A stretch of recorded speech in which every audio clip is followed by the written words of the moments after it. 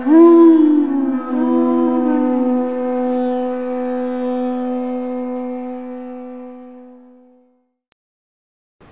Namo Bhagavate Vasudevaya. Om Namo Bhagavate Vasudevaya. Om Namo Bhagavate Vasudevaya. Read from Srimad Bhagavad-Gita, 4th chapter, text 40 and 41.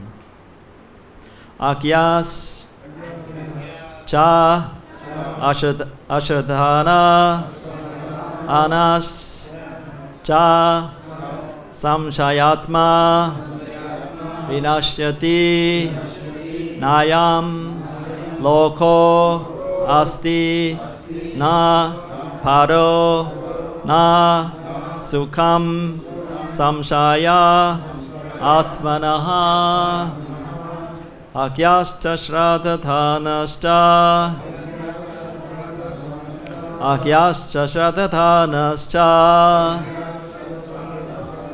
samshayatma vinashyati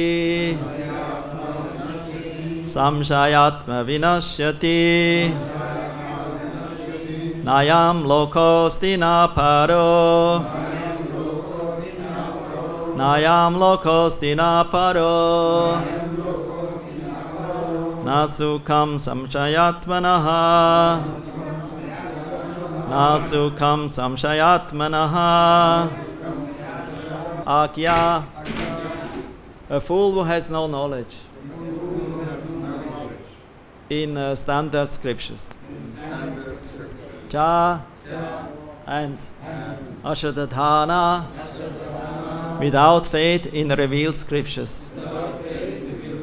Cha, also. Samshaya, of doubts. Atma, a person. Vinashyati, falls back. Na, never. I am in this. Loka, world.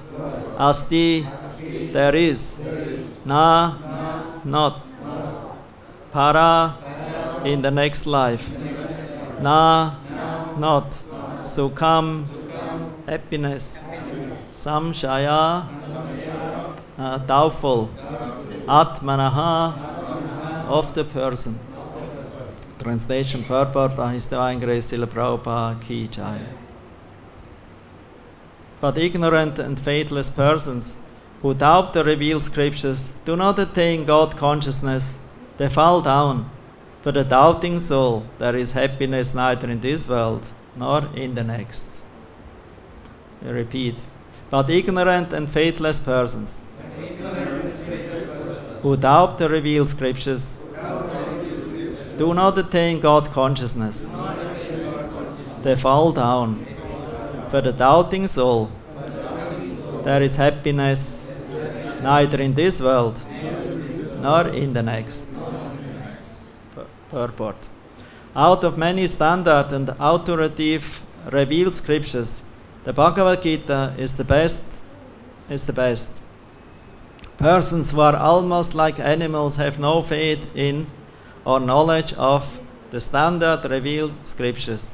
And some, even though they have knowledge of or can cite or quote passages from the revealed scriptures, have actually no faith in these words.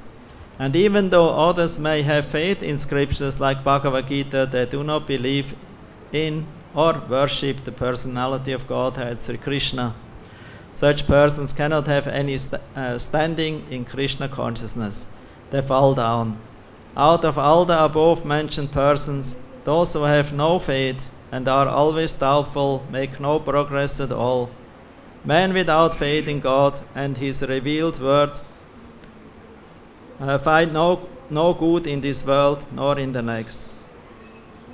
For them there is no happiness whatsoever. One should therefore follow the principles of revealed scriptures with faith and thereby be raised to the platform of knowledge. Only this knowledge will help one become promoted to the transcendental platform of spiritual understanding. In other words, doubtful persons have no status whatsoever in spiritual emancipation. One should therefore follow in the footsteps of great acharyas who are in the disciplic succession and thereby attain success. Then I was requested also to take the next verse, text 41. Yoga sanyasta karmanam jnana sanchina samshayam atmavantam na karmani nipatnanti dhananjaya. Translation. One who acts in devotional service, renouncing the fruits of his actions, and whose doubts have been destroyed by transcendental knowledge, is situated factually in the self. Thus, he is not bound by the reactions of work or conqueror of riches. Conqueror of riches? Sanskrit? Dhananjaya, other name of one of the names of Arjuna. Purport. One who follows the instruction of the Bhagavad-Gita as it is imparted by the Lord, the personality of Godhead himself becomes sorry, I have to start again. One who follows the instruction of the Bhagavad-Gita as it is imparted by the Lord, the personality of Godhead himself becomes free from all doubts by the grace of transcendental knowledge.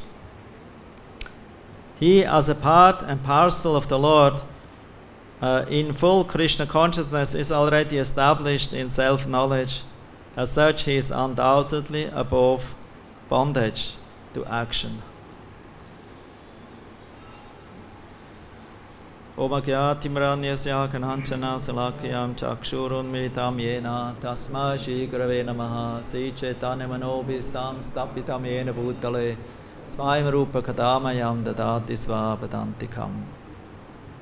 Jai Sri Krishna Chaitanya Prabhu Nityananda Shri Advaita Gadadhar Shivasati Gaura Bhakta Vrinda. Hare Krishna Krishna Krishna Hare Hare Hare Rama Rama Rama Hare Hare.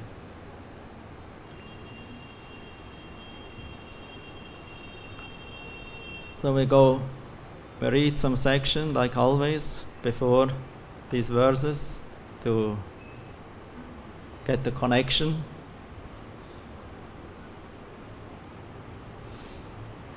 So in this chapter, this chapter is entitled Transcendental Knowledge, Jnana Yoga. Third chapter is Karma Yoga. The fourth, this one, Jnana Yoga. So Krishna now explains how to develop transcendental knowledge in the Absolute Truth. To understand the Absolute Truth, one has to realize ultimately that we are not this body, that we are eternal spirit soul, Atma, the soul within. And to understand Absolute Truth, we have to first realize that we are soul, and the Supreme Lord is the Supreme Soul, and our whole purpose of human form of life is to engage either our body, means senses, or the mind, and the words. That means body means action, mind means thinking, absorption, meditation, thinking. It's mental function, mind function, and words to glorify, to speak about the glories of the Lord, or about this knowledge about the Lord. These three functions of the material body should be dovetailed, connected with the Absolute Truth, with Lord Krishna. And this is called yoga. That means karma, jnana, and ultimately bhakti, love to Krishna. That means action, jnana, knowledge, mental function, action, physical function by the senses and active senses. And ultimately our heart, our devotion, our love, our dedication to the Lord, bhakti, all these three is together the way to understand and realize and to attain the absolute truth, to connect with Him. And so Krishna wants to show in this chapter how to connect with Him. So I mentioned last time there are 12 different methods described here of yagyas, sacrifices, sacrificing the body, the mind, the words, according to one's own nature and occupation. One is for sure, it is clear we cannot attain the Lord by, and especially bhakti, just if we think by following our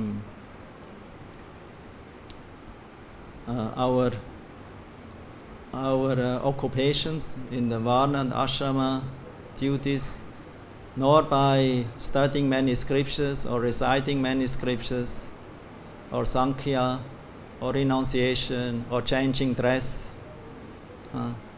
from saffron to white, or white to saffron again.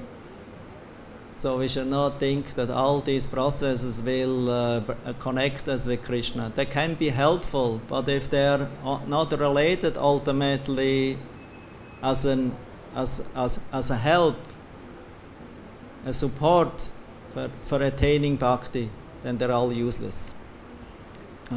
And they should all be rejected. They're only accepted if they are useful for bhakti. If they're not useful for bhakti, then even jnana is useless.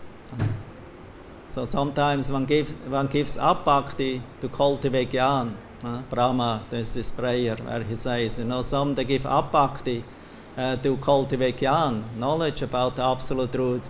But he says, this is a very troublesome work, because it is like beating a husk of rice where there is no more rice, no more grain inside. It's hard work, but no result. So if we only cultivate jnana, knowledge, then this is actually, that's really known as mental speculation. And this is not helping. Like fruitive activities are not helping if they are only engaged for our own sense gratification. So, and similarly, jnana, without offering our mental and the intellectual function of jnana, of curiosity or developing knowledge, as a yagya, as an offering to the absolute truth, it doesn't be a result. So ultimately, all kinds of functions, what one performs, is either on the physical gross platform, or subtle mental platform, or on the word platform, just meant to understand the Lord, to become purified, and to connect ourselves.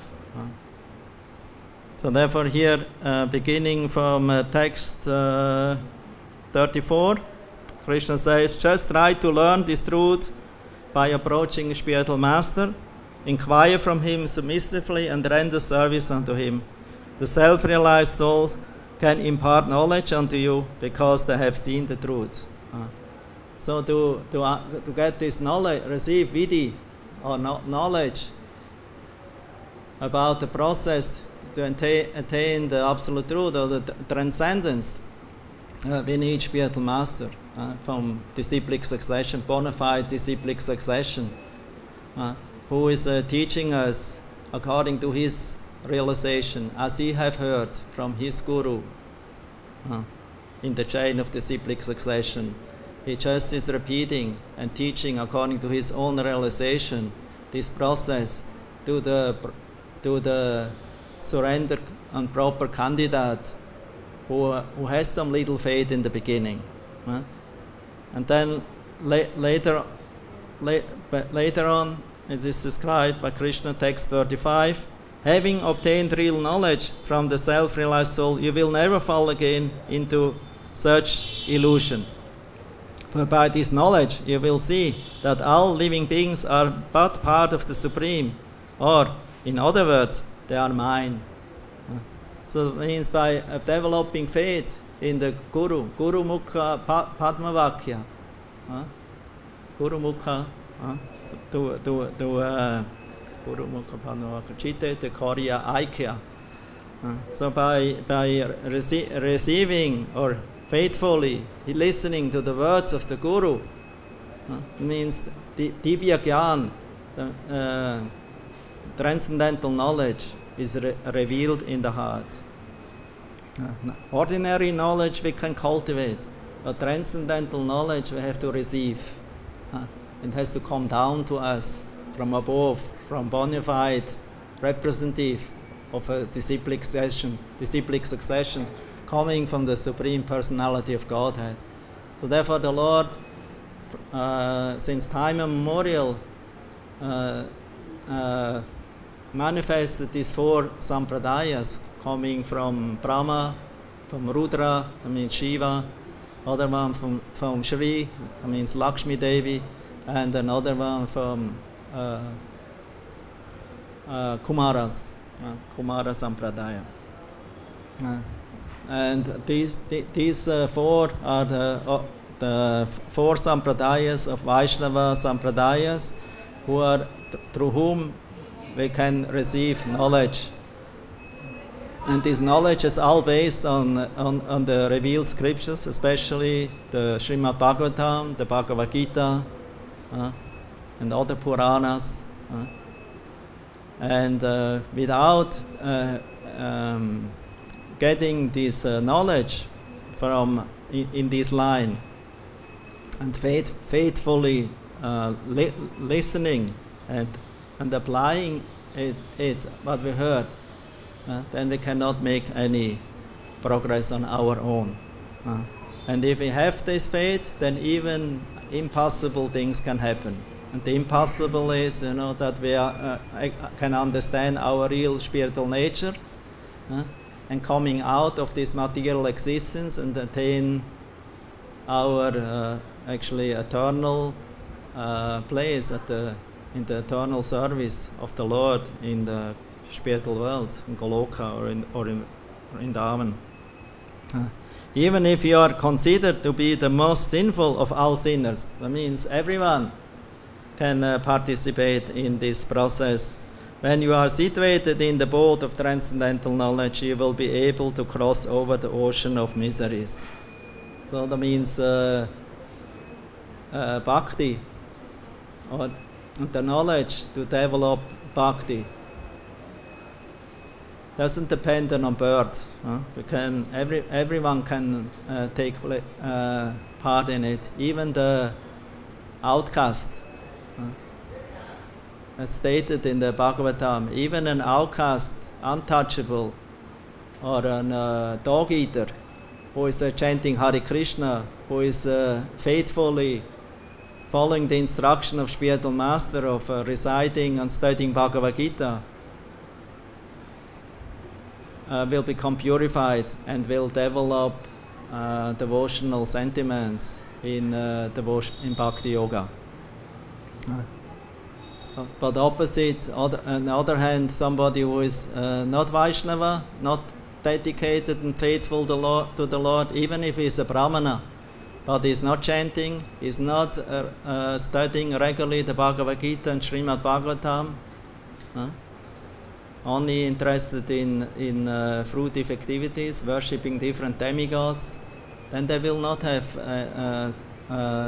they cannot develop this love and this dedication to Krishna, to the Supreme Personality of Godhead.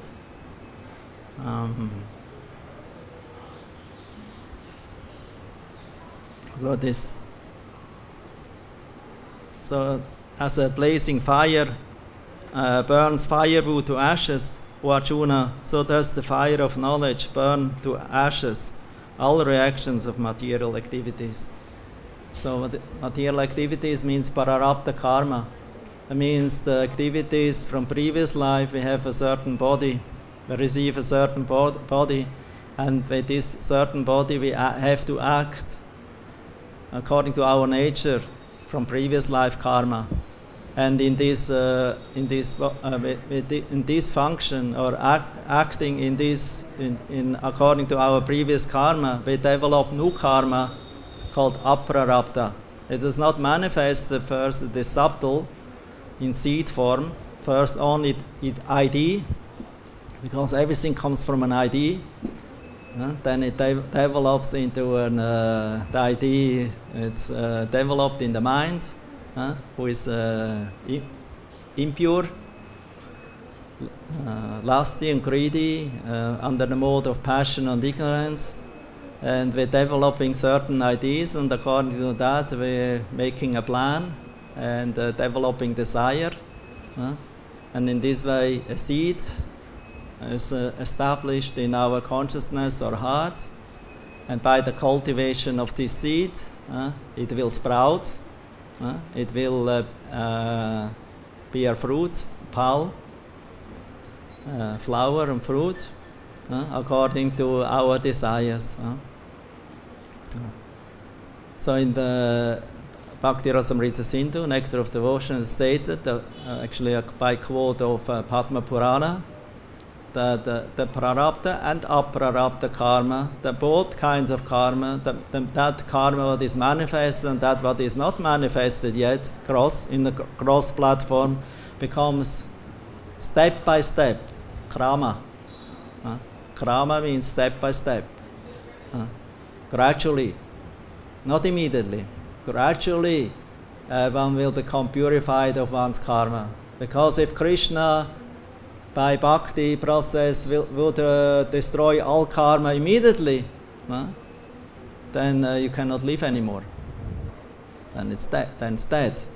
So that means gradually the karma becomes destroyed, and ultimately becomes only destroyed completely on the platform of prema. As long as we are not on prema, there's still some level, some kind of impurities. They may be not so much disturbing, they're not gross so much, I would say, lust, greed, that's diminished. But it can be a turn in another way, endeavoring for fame, to become recognized, to become, we want to be somebody, or achieve certain level of progress, so that people will recognize us, so they will get recognized and famous. This name, fame, adoration, this is subtle sex life. It's very subtle, and it can be even on quite a high level of development of bhakti-yoga. It can be there. Only on the level of prema it is destroyed. That we can read from 5th canto, from the story of Bharata Maharaj. You all heard about him. This planet is known as Bharatavarsha. It's from son of Rishabhadev, Bharata. Previously this planet was known Ilavrita-Varsha. Now it is known as Bharatavarsha. Because of Bharata. And Bharata, he was a king. He was successor after Rishabhadev. So he became the ruler of the world. He had 100 sons, Rishabhadev. And Bharata was the most important. He was actually very advanced in culture and in performing yagyas, rituals. And he became very much purified by yagya and ritual. And ultimately he became completely detached. He became detached by following these Vedic rules and regulations.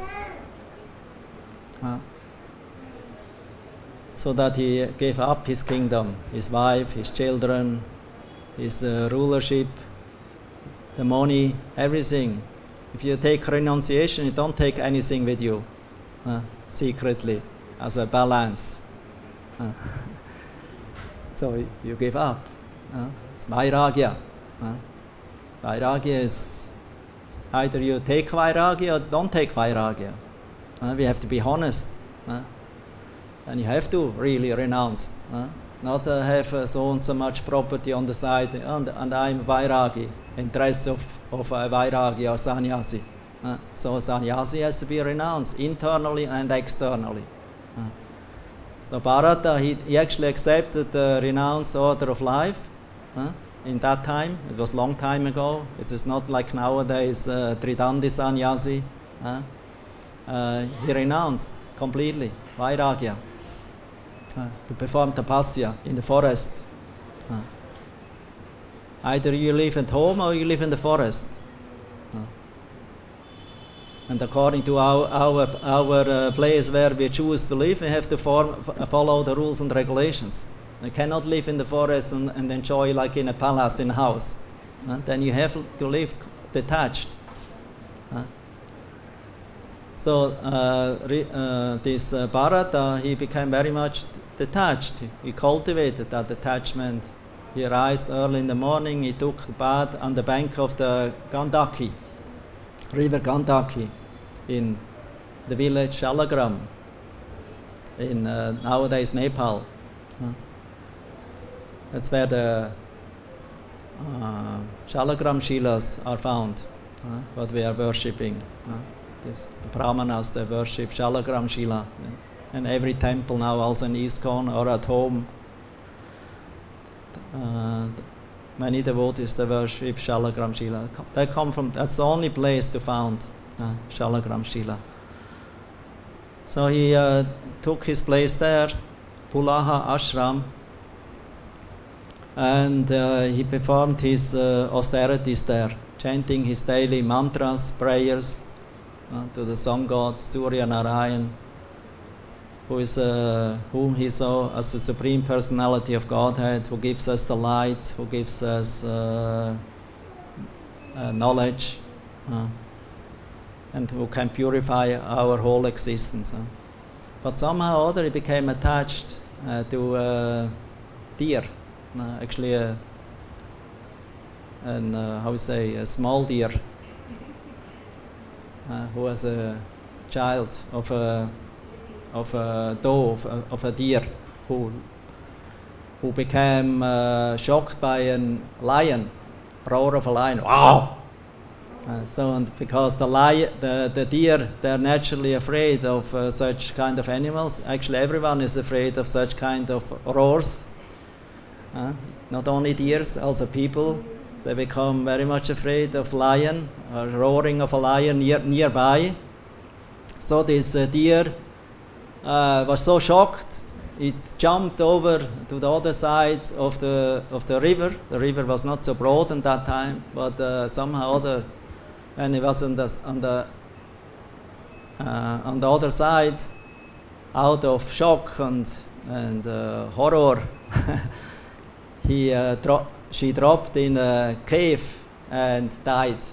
But because she was pregnant, a small deer dropped out of her womb and landed in that water of Gandaki, and was helplessly floating, and exactly floats by in that place where Bharata was meditating.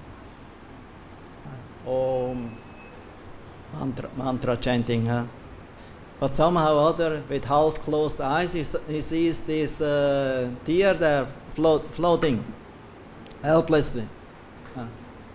Very tiny thing, just born, recently, a few minutes ago born, So he thought, one has to help, because everyone, even if I'm in renounce, I have to help if somebody is needy, if somebody needs help, so I have to help him. So he helped that deer to save its life. But somehow or other, this deer, because the deer lost the mother, and it was completely helpless, didn't know her father, its father. So practically that deer accepted Bharata as mother and father. So although he was there in the renounced order of meditation and practically preparing himself to go back to Godhead, he had to care himself more and more for the deer, because the deer didn't went away. Always said, and came and was completely dependent. So the yogi Bharat, he had to arrange all kind of food, protect it from natural enemies. And he gradually, actually, his meditation from chanting Om and meditating about Narayan, the Supreme Personality of Godhead, was more and more deviating, and he started to think about the deer. So he became deer conscious, not Krishna conscious. Although he went to the forest to be Krishna conscious, develop Krishna consciousness, but instead of that, he became deer consciousness, deer conscious. So everyone can develop in one way some consciousness, not Krishna consciousness, meditating about something, and then we maybe will call a Krishna consciousness, but actually it's a pretending. It's not a Krishna consciousness, or it's mixed, mixed with so many other selfish interests. And according to that, Krishna consciousness is called Mishra Bhakti, Mishra Bhakti, either mixed with karma, mixed with jnana, mixed with mystical perfection, mixed with philanthropic work, helping others with bhakti. So that's okay if we understand the truth, what it is. But if we are mistaking or accepting this kind of material qualities and engagements and products, and accept this as our life, and make it even similar to bhakti,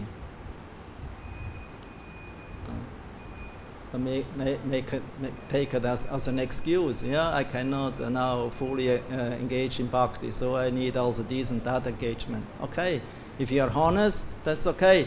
But if you are pretending, and we don't have really faith in the Guru's instruction by just following this process, then we become like the brahmachari, and mentioned one time ago, the story with the brahmachari whose Guru gave him instruction to read Bhagavad-Gita daily.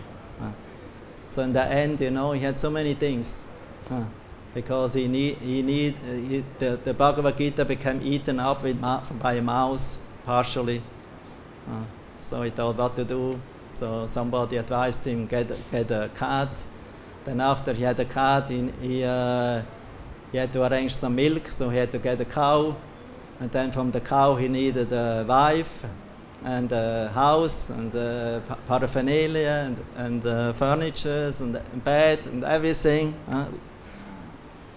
And when Guru came one time to see how his disciple is doing, he saw his disciple, who was Vairagi, only reading Bhagavad-Gita, now has so many things.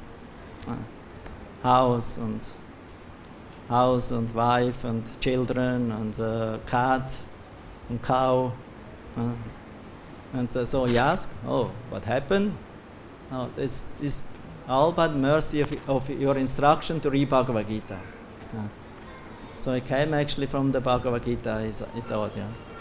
So we have to always see the Guru gives us instruction, and by following this instruction, so many byproducts can appear.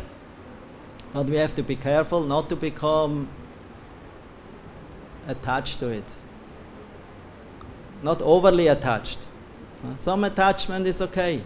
Krishna says in Uddhava Gita, a devotee who is engaging in karma yoga,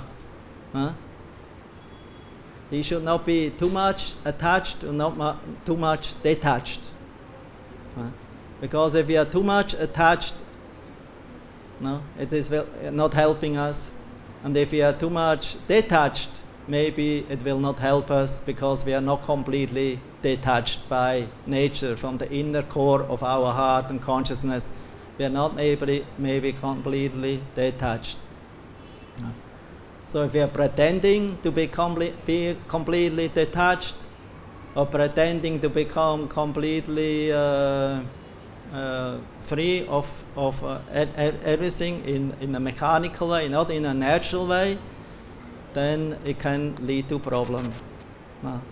So therefore, like in Bharata Maharaj, who was renouncing and then gradually became more and more attached to the deer, and ultimately became deer conscious, and he could not think about and live without the deer.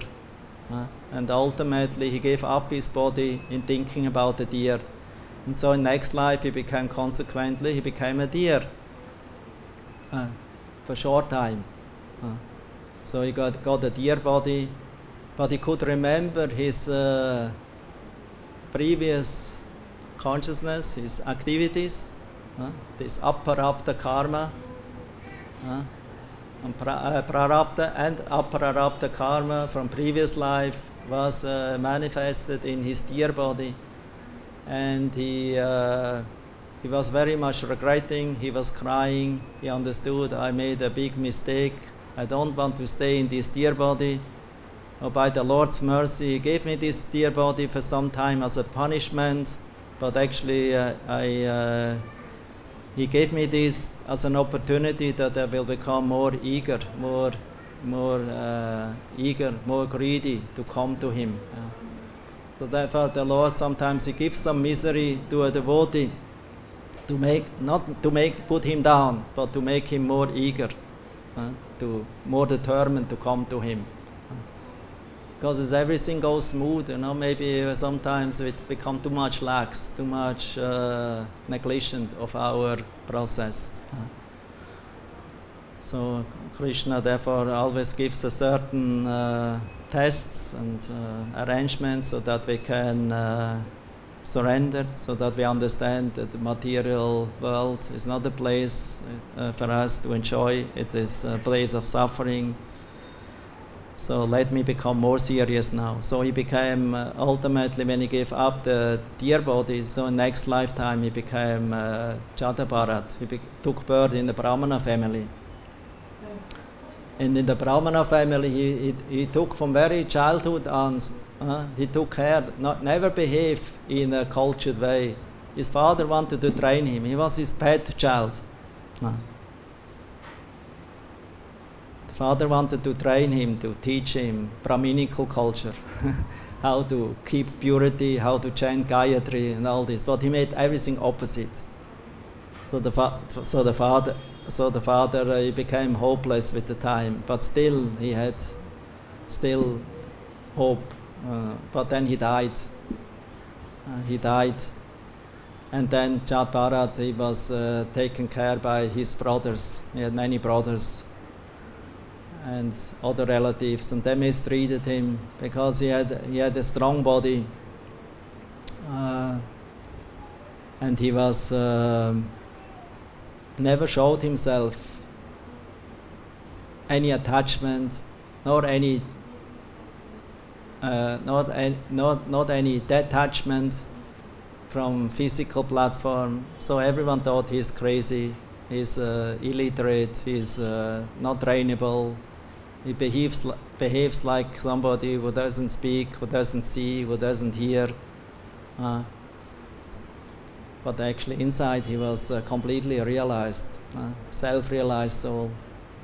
So later on some dacoits who were looking for some animal to offer to Kali, Bhadra Kali.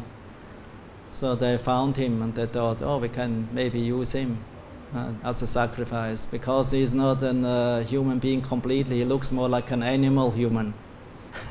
So they captured him and they brought it to their leader, who was looking for some nice sacrifice for satisfying Kali. And so they wanted to to offer him, to offer him to her. But then Kali, she became so much angry, upset, because it was a pure devotee, pure soul. And he didn't regret, he had no fear, because he was always absorbed in the self. He was completely in the faith and absorbed in Krishna. So he had no fear at all, even that somebody will kill him. Like Nityananda Prabhu, like Jesus, like Haridas Thakur, like Mukunda Datta. There's so many great Vaishnavas who tolerated, who went through so much suffering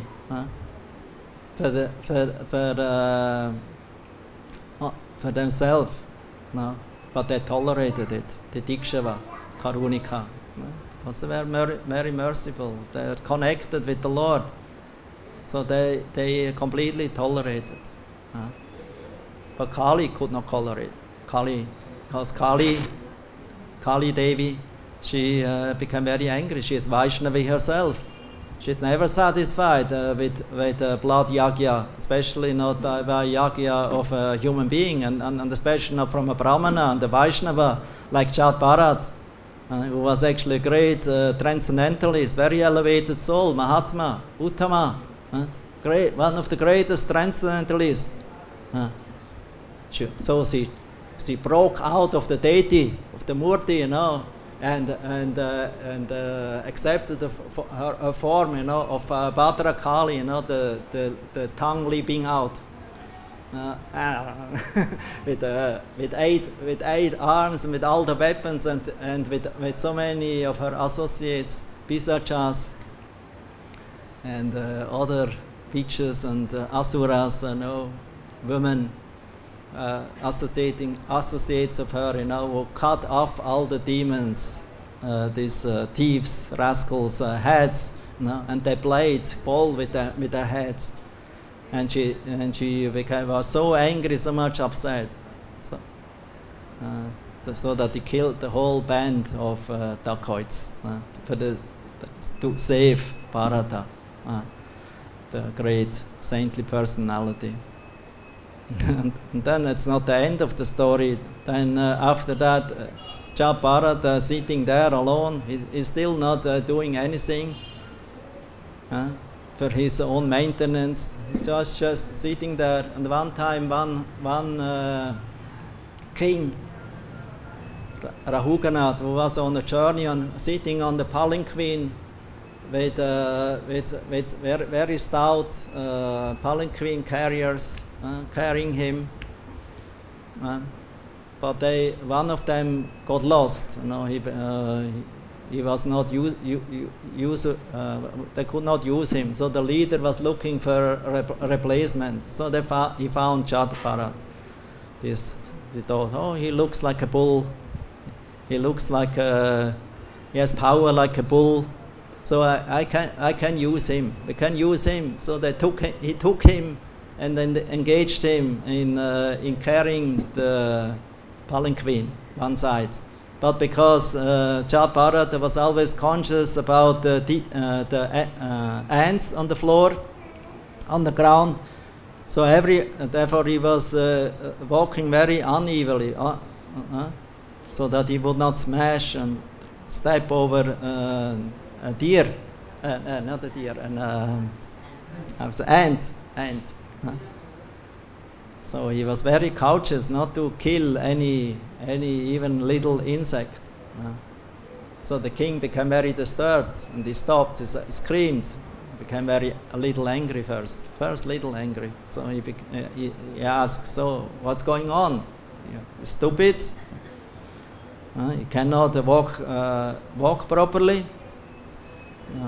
And so then the leader said, "It's only because of this guy, this new guy here, because he makes little strange steps. We don't know why." So the king, he started to chastise Bharata. "Oh, you look so strong, but still you are actually very, very weak. You're dull. Who are you? But you cannot walk properly and carry. And then ultimately Bharata, he revealed himself to the challenges of the king, and he revealed his transcendental knowledge to the king, who was actually faithful. He was curious, he was faithful to receive transcendental knowledge from a self-realized person, although he wanted to engage that person first as a palanquin carrier. But the king became faithful when he heard him speaking. This person, although he was stout like a bull, he looked more like a wrestler or a carrier of a palanquin, you know, but he seems to be very intelligent, very knowledgeable, self-realized person. As Bharata told, I'm not this body. I'm a spirit soul. I'm eternal. Therefore, I'm not the influence of external thinness or thickness or small or big or king or servant. Because all this is relative from the from the perception of the viewer. And this is all external and dualistic. Maybe today I'm the servant, you are the king. Maybe in next life I'm the king and you are my servant. So that will all change. So the duality is there. But we have ultimately by Bharat Maharaj's transcendental explanation of transcendental knowledge, of the self-realization, the science of the soul, and our relationship to the material nature and to the supreme absolute truth, to the supreme Lord, our eternal function, and that the material function is temporary, it is not eternal. Spiritual function is eternal. Therefore, to act for the pleasure of the Supreme Personality of Godhead, this is real knowledge. This is real activity, and that we should follow. And the king, he became very, very interested, and he became very enlightened. Although he argued in the beginning, and he had some challenges, some doubts. That's possible to have this in the beginning. But Bharata, because he was Uttama, he was fixed in the absolute truth. He was completely anchored in the transcendental knowledge of self-realization, because he realized it. Not only Gyan, also Vijnana. So he completely realized it, and therefore he could speak from his own realization. Somebody who is realized and speaks from his own realization, he can influence others who are not realized, who are even ill-behaving and skeptical and challenging, and who have many bad habits. He can influence them to take up the process of transcendental knowledge of in bhakti-yoga, and he can make out of them devotees. So they're the highest devotees. Their faith is not shaking. They never become bewildered because they're realized. The medium devotee, Kanishta, he has also some development of faith, some knowledge, but he can sometimes not exactly know all the answers of the opponents, or if somebody is critical. But still his faith is strong, and by association of somebody who has a very fixed, steady faith, he also can become like that. And then the Kanishtadikari, beginning devotee, the neophyte, his Shraddha, his faith is very shaky, very tender, very easily can become bewildered according to association with whom he associates. If he associates with devotees, he seems to be a very good devotee. But in the other hand, when he associates with somebody who has material taste more and tendencies, he also seems to be like that. and then so he dances or acts in according to association. Tell me with whom you associate and I tell you who you are. Therefore it's very important association with faithful devotees, not with doubtful devotees. If you are doubtful or critical, challenging, then we cannot make any progress. That means that will pollute our heart, and one will become degraded again in going back to our bad habits. So we have to realize that always, every day, we have to observe ourselves in our tendencies of the mind, because mind is very tricky. We never can trust him, and the senses, so that we can always try sincerely to follow and execute the order of spiritual master, to follow this direction and the scriptures. Because if we are sincerely following that and accepting this process by the spiritual master and actually taking shelter in it faithfully, then from that cultivation of the faith, the bhakti process will grow up to becoming gradually free of anarthas and become steady in nishta. And then from nishta, ruchi, taste, and so on will develop. So by sadhana bhakti means vidhi marg. Vidhi marg is that means we follow the path given by Guru and the scriptures on the platform of knowledge. And that is the point here. Krishna says we have to. That's the only way how we can make progress, by developing strong faith in the direction given by Guru and the scriptures. And from that watering process of bhakti plant, the bhakti plant will grow and will ultimately offer a nice fruit to the lotus feet of Krishna. So I stop here. Maybe some question or comment.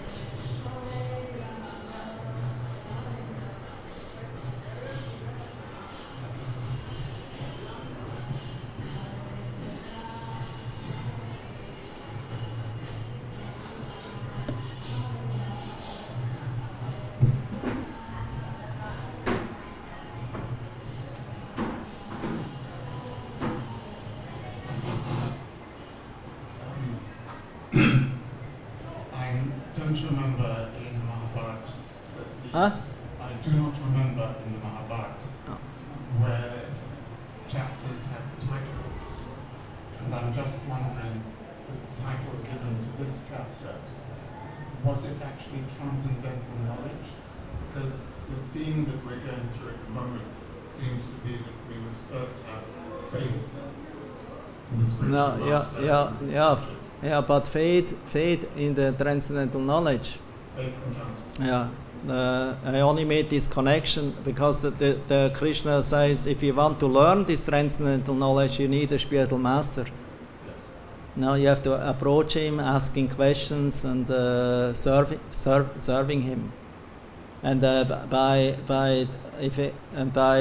following the spiritual master's instructions, that means the vidhi, the knowledge what he gives to you from the authorized scriptures and of the channel of parampara, then your knowledge, by this transcendental knowledge, ignorance will be removed, and ultimately pure bhakti or devotion to Krishna will become manifest. So this chapter is called Jnana Yoga. That means the yoga of transcendental knowledge, to understand the absolute truth and to surrender, so that we are able to surrender unto Him and become purified. Okay, my second comment was about Bharata meditating on Ganga Do you know whereabouts? And did he actually worship Shalagram? This is not mentioned that he worshipped Shalagram, because he was not a Brahmana, he was a Kshatriya, and he was a renunciate, and as a renunciate he didn't perform deity worship. He only meditated, and he chanted prayer, repetition of mantra, meditation. What was the mantra? You have to Hare Krishna, Krishna Krishna, Hare Hare Rama. This you can read in the mantra is in the Bhagavatam. The mantra is there. A song God mantra. In the 5th canto, 8 or 9 chapter of 5th canto, you find the mantra what he recited daily.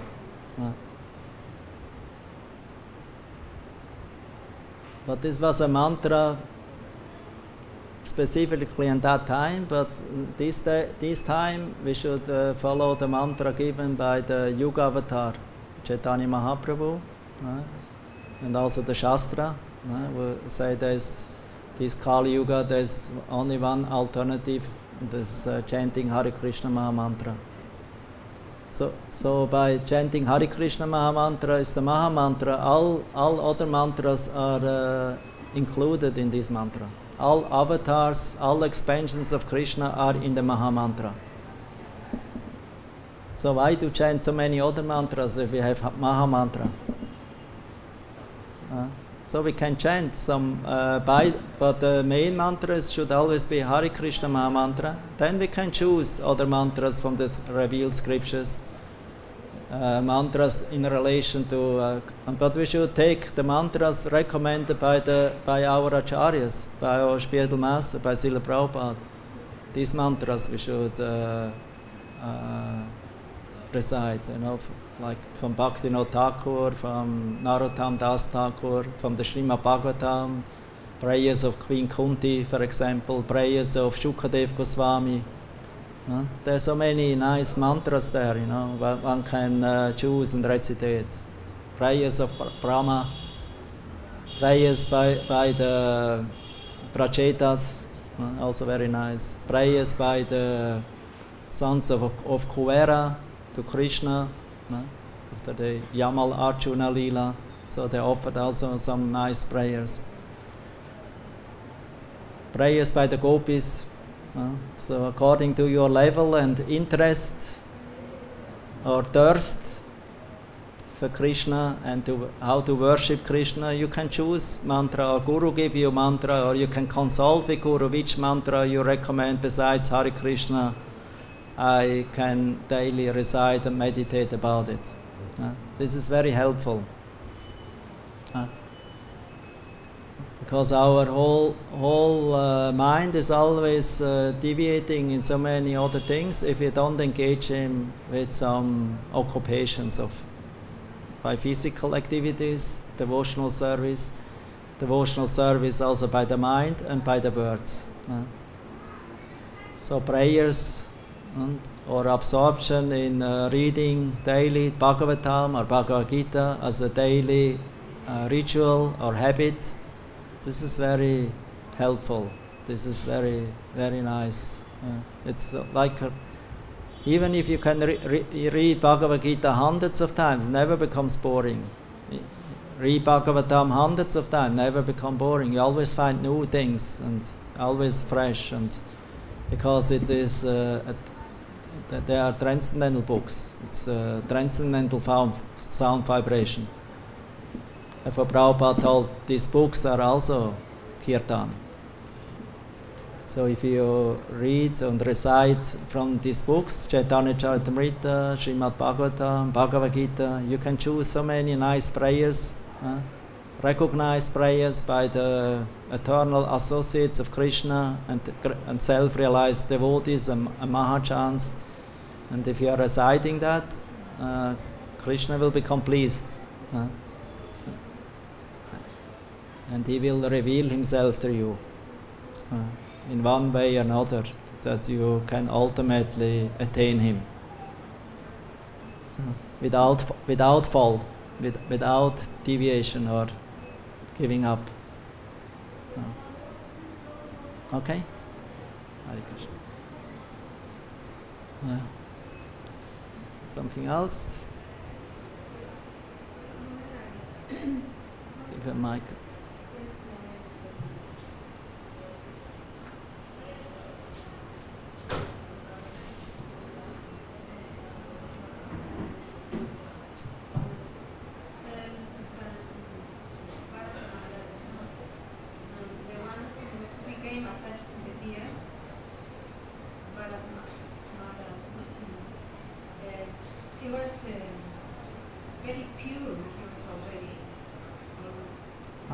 Level Baba. That means he was very pure, very attached to Krishna and his was very pure, and his intelligence was pure, his feelings are pure.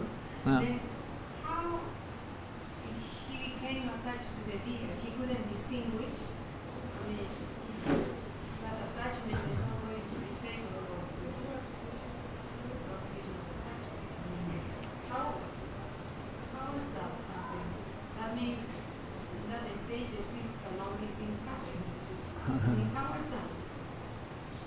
Yeah, because every acharyas they comment, like Vishwanath Chakravarti, also Srila Prabhupada in his purports, that Bharata Maharaj, especially Vishwanath Chakravarti Thakur, he says Bharata, but he doesn't mention what it was, but he says due to his previous life, Bharata, he took that as a kind of as a reaction, you know, so this kind of slip on the attraction.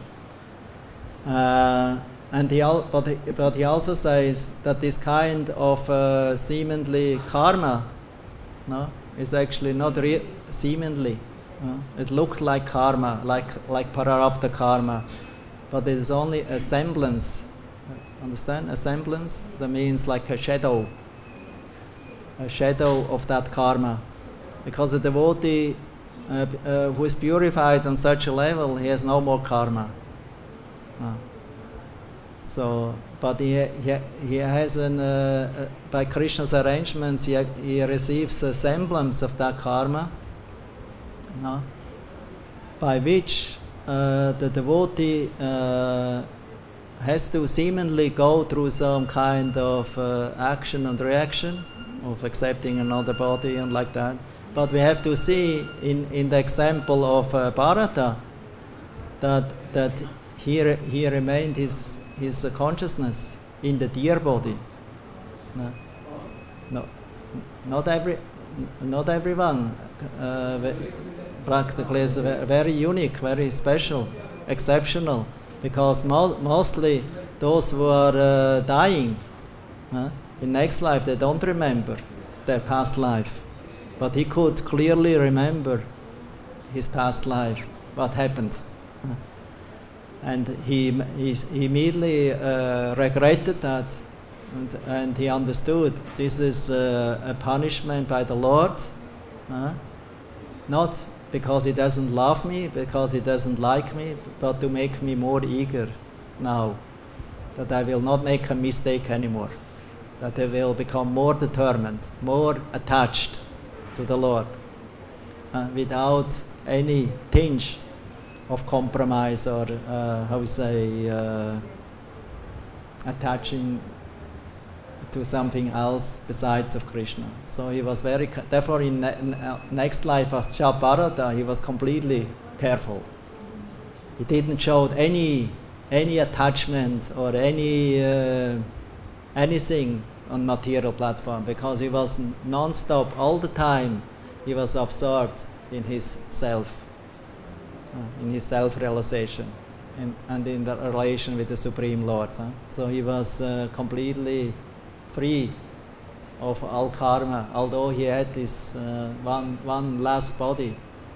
But that body was so pure, it was not a product of karma anymore, because it was completely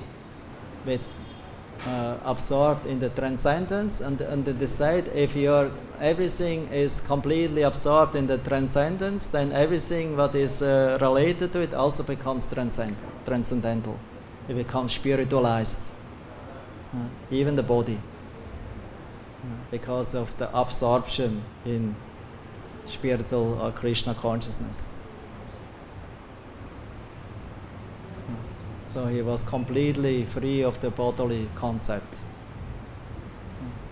And therefore he could teach to Rahugana, to the king, this kind of knowledge in such an, I would say, realized and clear way, so that the king himself became purified.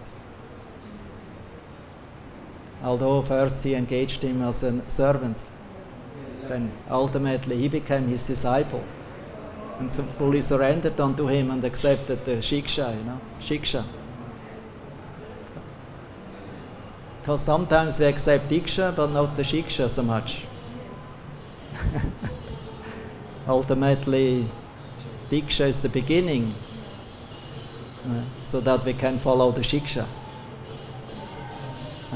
Many times we only accept the diksha formally, but the shiksha we neglect. Or we only accept what I like, temporary, and changing. So.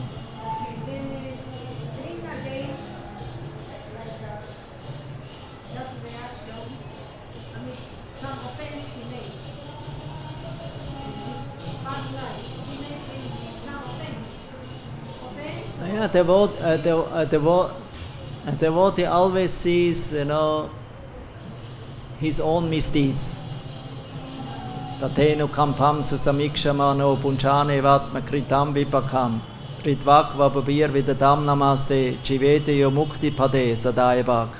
So the devotee always sees everything as Krishna's mercy, and that it's actually because of my misdeeds, because of my offense or karma or deviation, that I'm now in this or that conditioning. No? But he still is going on glorifying the Lord with his body, with his mind, with the words. Ritvak with his heart. Ritvak vabubir vidadam namaste. No? And such a devotee, such a person is a proper candidate for liberation at Krishna's lotus feet. Mukti pade sadaya bhak. It becomes his rightful claim, like a heritage.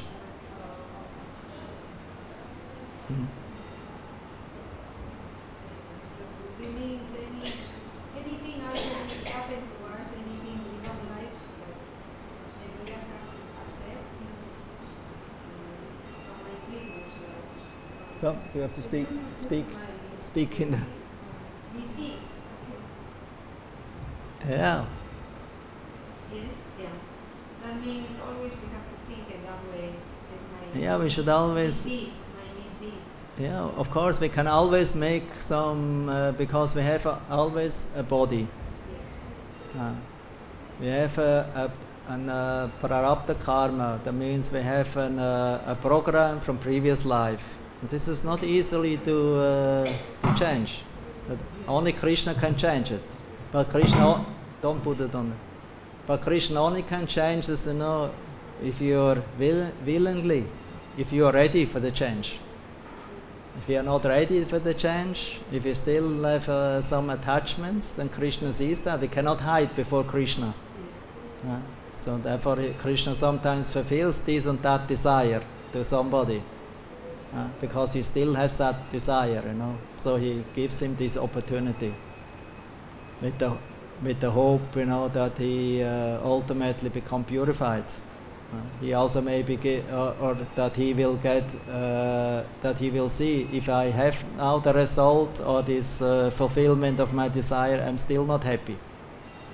I need more and more and more and more, and then ultimately he becomes fed up by Krishna's mercy, and he thinks, what is all this desiring all the time? I'm like a prostitute, like a beggar. Not as a servant. I'm coming to you, always forgive me this, giving. Like many times we see, somebody has the opportunity to be with Krishna, but Krishna gives him a nice ornament, and that person becomes more happy with the ornament than by having the darshan of Krishna. So Krishna easily can give you an ornament and you become happy, Oh, beautiful ornament. So valuable. Matchless. But he had the opportunity to gain Krishna and eternal love to him. But instead of that, he chooses the bracelet, or ornament. That's also what Dhruva Maharaj was praying, When the Lord wanted to offer him benediction, Dhruva Maharaj said, "Oh, actually, I came here to find out some broken glass." He wanted to have a big kingdom for himself, but instead of this broken glass, I found a valuable diamond, this Divya Ratna, transcendental diamond. So now I'm fully happy. Swami Krita Tasmin Varamna Yache. I don't need any more desire. I have no more desire.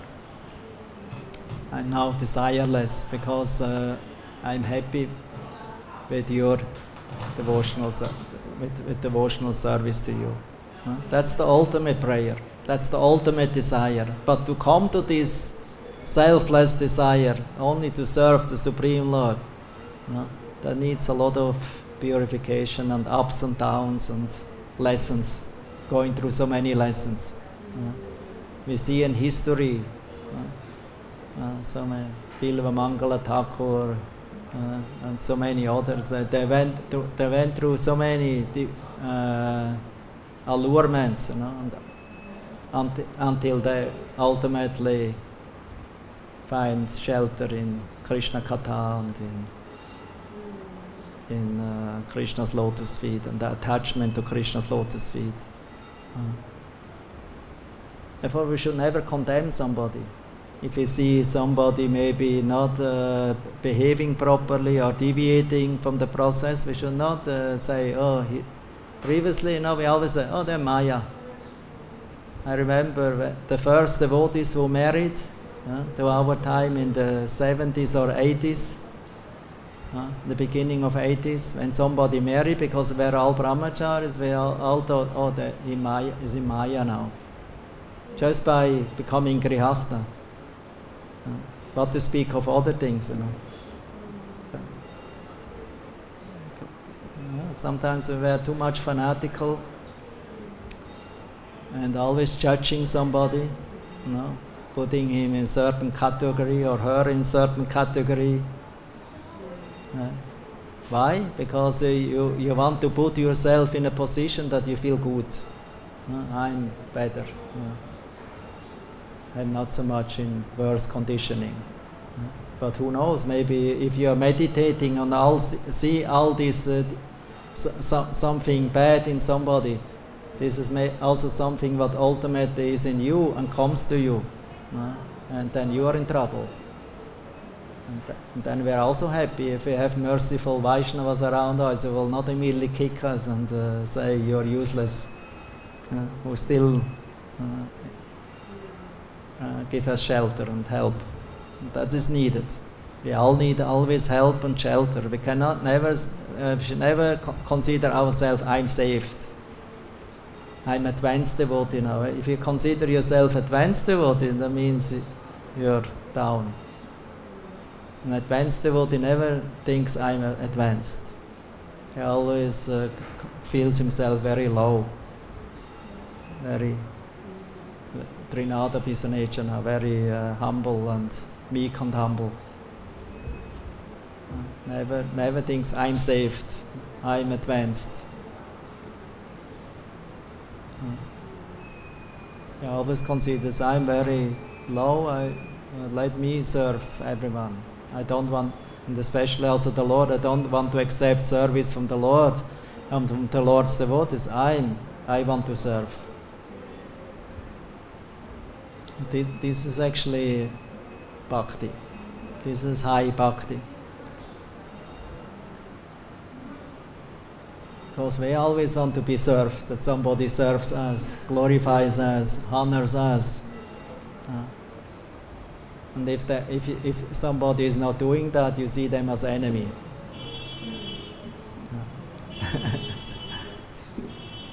Instead as friends. So we should understand we are not the enjoyers, we are not the doers, we are not the controllers. We are servant of the servant of the servant. Therefore always stay meek and humble. And for Krishna is accessible by, if you become akinchana, become meek and humble, always dependent on not only the Lord's mercy, also all the Vaishnavas' mercy.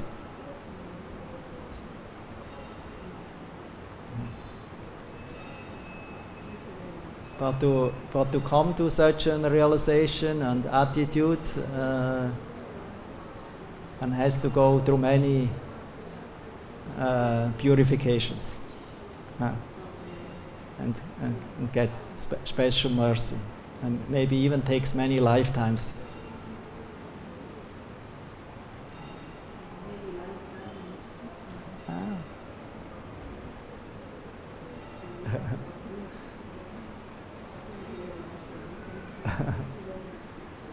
Hare Krishna.